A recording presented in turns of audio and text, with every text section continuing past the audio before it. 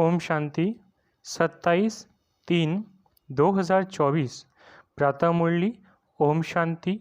बाप दादा मधुबन।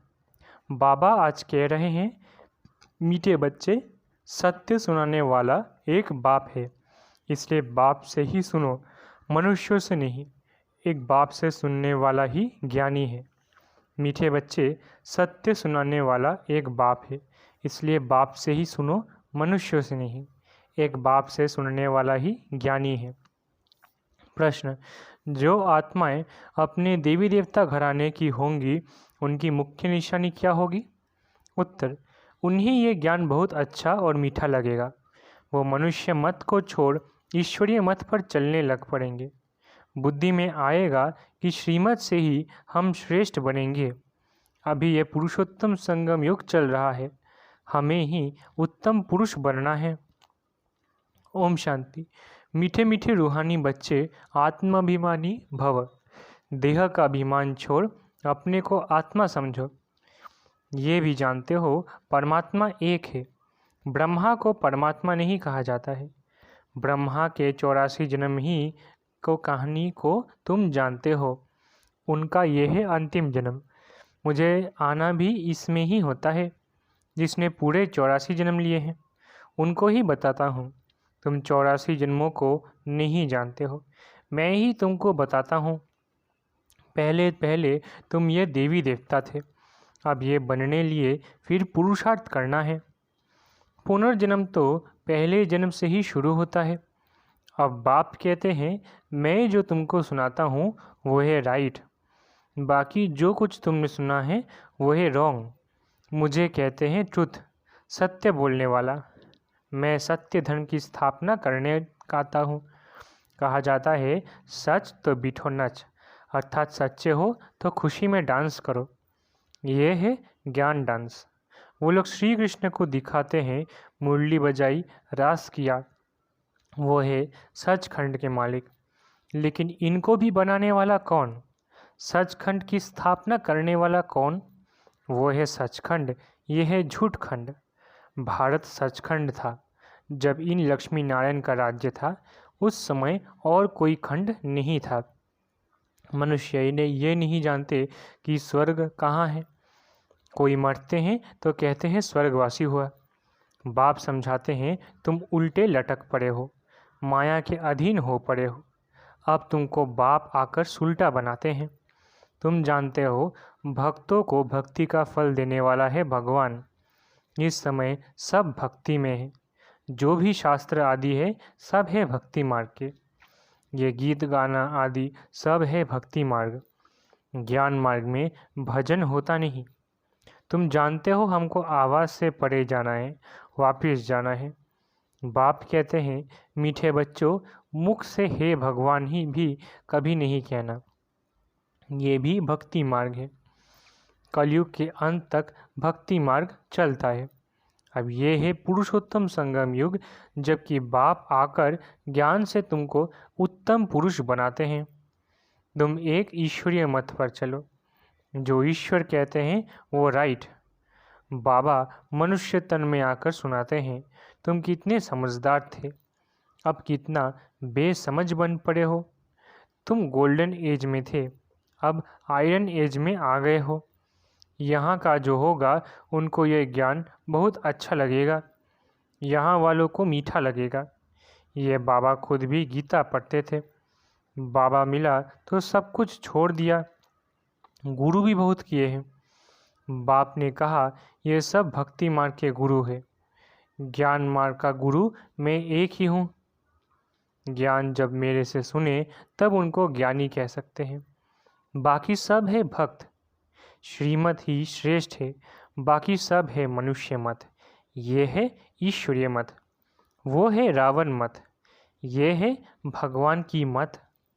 भगवानुवाच, तुम कितने महान भाग्यशाली हो, इसलिए तुम्हारा हीरे जैसा जन्म अभी है। अंगूठी में भी हीरा बीच में डालते हैं। माला में ऊपर फूल होता है, फिर मेरू। नाम भी है आदम बीबी। तुम कहेंगे मम्मा बाबा। आदिदेव और आदि देवी, ये है संगम के। संगम युग ही सबसे उत्तम है, जबकि इस राज्य की स्थापना हो रही है। तुम बच्चों को 16 कला संपूर्ण यहाँ बनना है। पुरानी दुनिया को नया बनाने बाप आते हैं। इस दुनिया का ड्यूरेशन कितना है ये भी तुम बच्चों की सिवाय कोई नहीं जानते। लाखों वर्ष कह देते। ये सब है झूठी बातें, झूठी माया, झूठी काया कहा जाता है। सच्ची सच्ची है ही नई दुनिया, यह है झूठ खंड। फिर झूठ खंड को सच खंड बनाना बाप का ही काम है। बाप कहते हैं भक्ति मार्ग में जो कुछ पड़ा है वो सब भूलो। ये है तुम्हारा बेहद का वैराग्य। वो तो सिर्फ घर बार छोड़ फिर इस दुनिया में जंगल में चले जाते हैं। ये भी ड्रामा में नूंद है, क्यों का सवाल नहीं उठता। ये तो बना बनाया खेल है। तुम बच्चों को बाप समझाते हैं ऐसे ऐसे होता है, और जो भी धर्म है वो स्वर्ग में नहीं आ सकते। बौद्ध डिनाइस्टी, क्रिश्चियन डिनाइस्टी कोई भी स्वर्ग में नहीं आते, वो पीछे आते हैं। पहले पहले है डीटी डिनाइस्टी, फिर इब्राहिम, बुद्ध, क्राइस्ट आकर अपना धर्म स्थापन करते हैं। बाबा पुरुषोत्तम संगम युग पर आकर के ये डीटी डिनाइस्टी स्थापन करते हैं। कोई भी आत्मा आती तो गर्भ में ही है। छोटा बच्चा सो बड़ा हुआ। शिव बाबा तो छोटा बड़ा नहीं होता, ना वो गर्भ से जन्म लेता है। बुद्ध की आत्मा ने प्रवेश किया। बुद्ध धर्म पहले तो होता नहीं, जरूर यहाँ के कोई मनुष्य में प्रवेश करेंगे, फिर गर्भ में तो जरूर जाएंगे। बुद्ध धर्म एक ने ही स्थापन किया, फिर उनके पीछे और आते गए, फिर वृद्धि होती गई। जब लाखों हो जाते हैं तो फिर राजा ही चलती है। बौद्धियों का भी राज्य था। बाप समझाते हैं ये सब पीछे आते हैं, उनको गुरु नहीं कहा जाता है। गुरु होता है एक, वह तो अपने धर्म की स्थापना कर फिर नीचे आ जाते हैं। बाप ने सबको ऊपर भेज दिया था, फिर मुक्ति धाम से एक एक करके नीचे आते हैं। तुम भी जीवन मुक्ति से नीचे आते, वैसे वो फिर मुक्ति से नीचे आते हैं।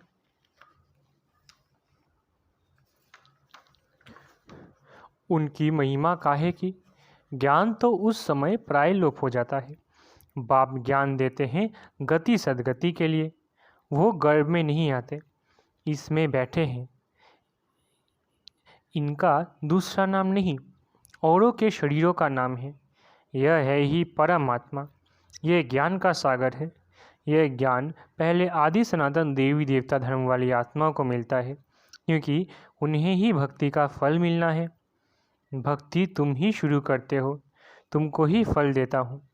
बाकी दूसरे सब है बाई प्लॉट। वो 84 जन्म भी नहीं लेते। बाप समझाते हैं बच्चे तुम अब देही अभिमानी बनो। वहाँ भी समझते हैं एक शरीर छोड़ दूसरा लेंगे। दुख की बात नहीं, विकारों की बात नहीं। विकार होते हैं रावण राज्य में, वो है निर्विकारी दुनिया। तुम समझाएंगे फिर भी मानते नहीं हैं। कल पहले मिसल जो मानते हैं वही पद पाते हैं, जो नहीं मानते हैं वो नहीं पाते हैं। सतयुग में सभी पवित्र सुख शांति में रहते हैं। सब मनोकामनाएं 21 जन के लिए पूरी हो जाती है। सतयुग में कोई कामना नहीं, अनाज आदि सब कुछ अथाह मिल जाता है। यह बॉम्बे पहले नहीं था। देवताएं खाड़े जमीन पर नहीं रहते थे। मीठी नदियाँ जहाँ थी वहाँ देवताएं थे।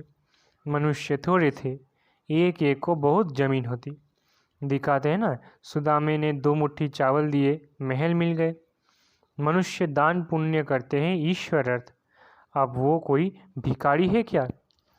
ईश्वर तो दाता है। समझते हैं दूसरे जन्म में बहुत कुछ देगा। तुम 2 मुट्ठी देते हो, नई दुनिया में बहुत कुछ लेते हो।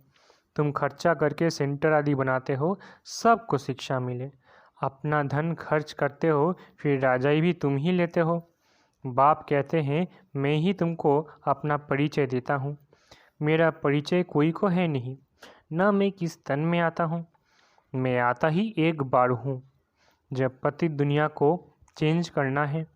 मैं हूँ ही पतित पावन। मेरा पार्टी संगम युग पर है। सो भी एक्यूरेट समय पर आता हूँ। तुमको ये थोड़ी ही पता पड़ता है कि शिव बाबा इनमें कब प्रवेश होता है। श्री कृष्ण की तिथि, तारीख, मिनट, घड़ियाँ लिखते हैं। इनका कोई मिनट आदि नहीं निकाल सकते। ये ब्रह्मा भी नहीं जानते थे। जब नॉलेज सुनाई तब मालूम पड़ा कशिश होती है। इसमें तो कटचरी हुई थी। जब परमपिता परमात्मा ने प्रवेश किया तो तुमको कशिश हुई और तुम भागे। कोई भी तुमने परवाह नहीं की। बाप कहते हैं मैं तो संपूर्ण पवित्र हूँ, तुम आत्माओं पर कट चढ़ी हुई है। अब वो कैसे निकले? ड्रामा में सब आत्माओं को अपना अपना पार्ट मिला हुआ है। ये बहुत गुह्य बातें हैं। आत्मा कितनी छोटी है, दिव्य दृष्टि के बिगड़ उनको कोई देख न सके। बाप आकर तुमको ज्ञान का तीसरा नेत्र देते हैं। तुम जानते हो हम आत्माओं को ही बाप पर आते हैं। भक्ति मार्ग में तो ज्ञान है आटे में नमक। जैसे भगवानुवाच अक्षर राइट है, फिर श्री कृष्ण कहने से रॉन्ग हो जाता है। मन मना भव अक्षर ठीक है, परंतु अर्थ नहीं समझते। मामेकम अक्षर राइट है। ये है गीता का एपोक, युग। भगवान इस समय ही इस रथ में आते हैं। उन्होंने दिखाया है घोड़ा गाड़ी, उसमें श्री कृष्ण बैठा है। अब कहाँ भगवान का ये रथ, कहाँ घोड़ा गाड़ी, कुछ भी समझते नहीं। ये बेहद के बाप का घर है। बाप सब आत्माओं बच्चों को 21 जन्मों के लिए हेल्थ वेल्थ हैप्पीनेस देते हैं। ये भी अनादि अविनाशी बना बनाया ड्रामा है। कब शुरू हुआ कह नहीं सकते। चक्र फिरता ही रहता है। इस संगम का तो किसको मालूम ही नहीं है। बाप बतलाते हैं यह ड्रामा 5000 वर्ष का है। आधा में सूर्यवंशी चंद्रवंशी, आधा में अर्थात 2500 वर्ष में बाकी और सब धर्म। तुम जानते हो सत्युग में ही वाइसलेस वर्ल्ड है। तुम अभी योग बल से विश्व की राजाई लेते हो। क्रिश्चियन लोग खुद समझते हैं हमको कोई प्रेर रहा है जो हम विनाश के लिए सब कुछ बनाते हैं। कहते हैं हम ऐसे बॉम्ब्स बनाते हैं जो एक दुनिया तो क्या 10 दुनिया ख़त्म कर सकते हैं। बाप कहते हैं मैं हेवन स्थापन करने आया हूँ, बाकी विनाश तो ये करेंगे। अच्छा, मीठे मीठे सिखिलते बच्चों प्रति माता पिता बाप दादा का याद करो गुड मॉर्निंग। रूहानी बाप की रूहानी बच्चों को नमस्ते। हम रूहानी बच्चों की रूहानी माता पिता बाप दादा को याद प्यार गुड मॉर्निंग और नमस्ते नमस्ते नमस्ते। शुक्रिया बाबा। धारणा के लिए मुख्य सार। पहला, बेहद का वैरागी बन जो कुछ अब तक भक्ति में पढ़ा व सुना है वो सब भूलना है। एक बाप से सुनकर उनकी श्रीमत से स्वयं को श्रेष्ठ बनाना है। दूसरा, जैसे बाप संपूर्ण पवित्र है, उस पर कोई कट जंक नहीं है, ऐसे पवित्र बनना है। ड्रामा के हर पार्टधारी का एक्यूरेट पार्ट है। इस गुह्य रहस्य को भी समझकर चलना है। वरदान। बाप और वरदाता इस डबल संबंध से डबल प्राप्ति करने वाले सदा शक्तिशाली आत्मा भव। बाप और वरदाता इस डबल संबंध से डबल प्राप्ति करने वाले सदा शक्तिशाली आत्मा भव। सर्वशक्तियाँ बाप का वर्षा और वरदाता का वरदान है। बाप और वरदाता इस डबल संबंध से हर एक बच्चे को ये श्रेष्ठ प्राप्ति जन्म से ही होती है। जन्म से ही बाप बालक को सर्वशक्तियों का मालिक बना देता है। साथ साथ वरदाता के नाते से जन्म होते ही मास्टर सर्वशक्तिवान बनाए सर्वशक्ति भव का वरदान दे देता है। तो एक द्वारा यह डबल अधिकार मिलने से सदा शक्तिशाली बन जाते हो। स्लोगन। देह और देह के साथ पुराने स्वभाव संस्कार व कमजोरियों से न्यारा होना ही विदेही बनना है। स्लोगन। देह और देह के साथ पुराने स्वभाव संस्कार व कमजोरियों से न्यारा होना ही विदेही बनना है। हम सब की अति स्नेही बाप दादा के दिल पर राज्य करने वाली, अपने जीवन व कर्तव्यों द्वारा गुणदान करने वाली, सदा विदेही स्थिति में रहे ट्रस्टी बन यज्ञ रक्षक बनने और बनाने वाली दादी जानकी जी का आज पुण्य स्मृति दिवस है। वे 27 मार्च 2020 को अव्यक्त वतनवासी बने। उनके द्वारा मिली हुई अनमोल शिक्षाएं सदा हम सब के कानों में गूंजती रहती है।